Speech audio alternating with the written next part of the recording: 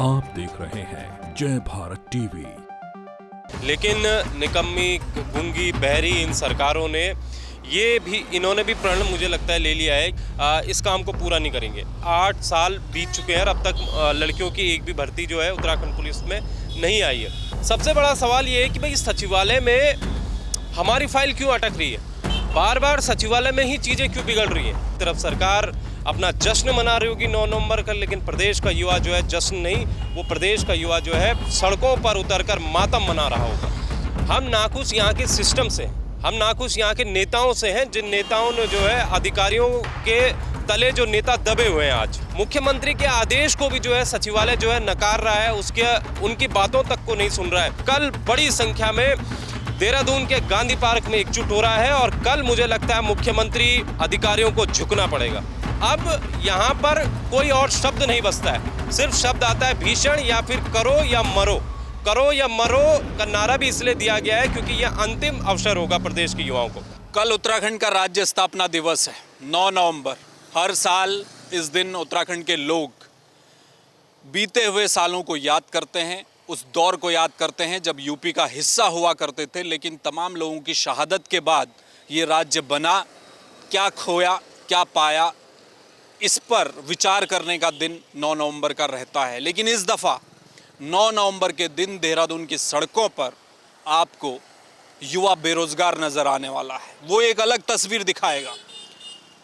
उत्तराखंड बेरोजगार संघ की अगुवाई में युवाओं ने ये तय किया था कि जो कांस्टेबल भर्ती है उसकी उम्र सीमा सरकार बढ़ा दे। इसको लेकर बेरोजगार संघ के जो पदाधिकारी थे वो डीजीपी से मिले थे। डीजीपी का आश्वासन था कम से कम 3 साल बढ़ा देंगे, यानी कि 25 साल तक, 18 से 25 ये उम्र हो जाएगी। और युवाओं का एक अल्टीमेटम था कि आप 8 नवंबर तक ये कर दीजिए, हम कोई आंदोलन नहीं करने वाले, हम राज्य स्थापना दिवस के दिन सड़कों पर नहीं आएंगे। लेकिन आज 8 नवंबर है और अभी तक शासन के स्तर से कोई फैसला नहीं आया है। इसलिए क्या युवा कल की रणनीति बना रहे हैं, उस पर बात करेंगे। राम कंडवाल मेरे साथ हैं, जो उत्तराखंड बेरोजगार संघ के प्रदेश उपाध्यक्ष हैं। राम भाई, 8 तारीख हो गई है, दोपहर का वक्त है। अब तो कोई उम्मीद शायद नहीं होगी कि उम्र सीमा बढ़ने वाली है, या क्या हो रहा है, कुछ जानकारी मिली है? अगर उम्र सीमा बढ़ने का होता तो अभी दोपहर के 12 से ज़्यादा समय हो चुका है और अब तक उम्र सीमा बढ़ जानी चाहिए थी, कोई शासनादेश निकाल देना चाहिए था। लेकिन निकम्मी, गूंगी, बहरी इन सरकारों ने इन्होंने भी प्रण मुझे लगता है ले लिया है कि ये उम्र सीमा जो है, जब तक युवा सड़कों पर नहीं उतरता, जब तक वो लाठी डंडे नहीं खाता, तब तक ये जो है इस काम को पूरा नहीं करेंगे। हमारी सिंपल सी इस वाली जो 9 नवंबर को रैली होने वाली है, इस पर भी हमारी 2 मुख्य मांगे हैं। वो ये है कि उत्तराखंड पुलिस कांस्टेबल की जो भर्ती है उसमें उम्र सीमा बढ़ाई जाए, और जो महिलाओं की स्पेशल सीट थी, जो हरीश रावत सरकार के समय साल 2016 में स्पेशल 1000 जो पद थे वो आए थे हरीश रावत सरकार में। लेकिन ये जो सरकार है, इन्होंने अब तक जो है लड़कियों की भर्ती एक बार भी नहीं निकाली है, जबकि इस बार जो है लगभग 8 साल बीत चुके हैं और अब तक लड़कियों की एक भी भर्ती जो है उत्तराखंड पुलिस में नहीं आई है। अब सबसे बड़ा सवाल ये है कि भाई सचिवालय में हमारी फाइल क्यों अटक रही है, बार बार सचिवालय में ही चीज़ें क्यों बिगड़ रही हैं। बार बार हम वहाँ पर जाते हैं, कभी हमको बोल जाते ठीक है कल हो जाएगा, ठीक है परसों हो जाएगा, कि फिर हम परसों नरसों करके ऐसे करके हमने न जाने कितने दिन वहाँ पर हमने बिता दिए। तो प्रश्न चिन्ह सचिवालय पर भी उठता है कि भाई वहाँ पर जो अधिकारी हैं क्या वो इतने निठल्ले हैं, क्या वो जो पहाड़ी है या फिर जो प्रदेश का युवा है उनके प्रति जो है उनकी जो वो जो है उस काम को नहीं कर रहे हैं। मतलब जो काम युवाओं का है उस काम को करने में इतनी लेट लतीफ़ी क्यों कर रहे हैं, सवाल ये है। और हम सब ने भी ये प्रण लिया था, अगर आप 2 तारीख को गांधी पार्क में अगर आप भी रहे होंगे तो हम सब ने ये प्रण लिया था, शपथ ली थी वहाँ पर, कि अगर ये हमारी मांगों को नहीं मानते हैं तो 9 नवंबर के दिन, यानी राज्य गठन के दिन इस प्रदेश में बेरोजगार सड़कों पर होंगे। दूसरी तरफ सरकार अपना जश्न मना रही होगी 9 नवंबर का, लेकिन प्रदेश का युवा जो है जश्न नहीं, वो प्रदेश का युवा जो है सड़कों पर उतरकर मातम मना रहा होगा। 9 नवंबर का आपने जिक्र किया, राज्य स्थापना दिवस है। हालांकि इस बार जो अल्मोड़ा बस हादसा हुआ है, सरकार ने कहा है कि हम सादगी से मनाएंगे। आज भी कई सांस्कृतिक जो कार्यक्रम होते हैं उन्हें स्थगित किया गया है, सरकार सादगी से मनाएगी। लेकिन सवाल ये है कि राज्य स्थापना का मौका है, क्या आप लोग कदम पीछे एक दिन आगे बढ़ा सकते हैं अपने विरोध का, या इसी दिन को आप चुन रहे हैं, इसका क्या मकसद है? देखिए, मकसद ऐसा नहीं है कि हम जो है जो हमारा प्रदेश है, उत्तराखंड है, उससे हम नाखुश हैं। हम नाखुश यहाँ के सिस्टम से हैं, हम नाखुश यहाँ के नेताओं से हैं, जिन नेताओं ने जो है अधिकारियों के तले जो नेता दबे हुए हैं।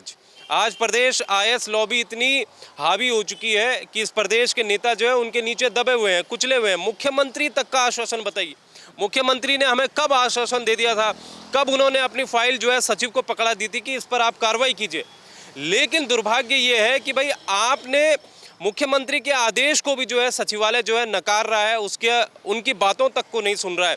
तो हमारे लिए इससे बढ़िया मौका क्या था कि जिस प्रदेश के लिए, जिस प्रदेश को बनाने के लिए उत्तराखंड के 42 शहादतें हुई थी, उस दिन को, उस 9 नवंबर के दिन जिस दिन हमारा राज्य गठन हुआ था, उसी दिन जो है हम अगर ये दबाव बनाने की कोशिश इस निकम्मी गूंगी बहरी सरकार पर करेंगे तो मुझे लगता है कि ज़रूर इस पर हम कामयाब भी होंगे।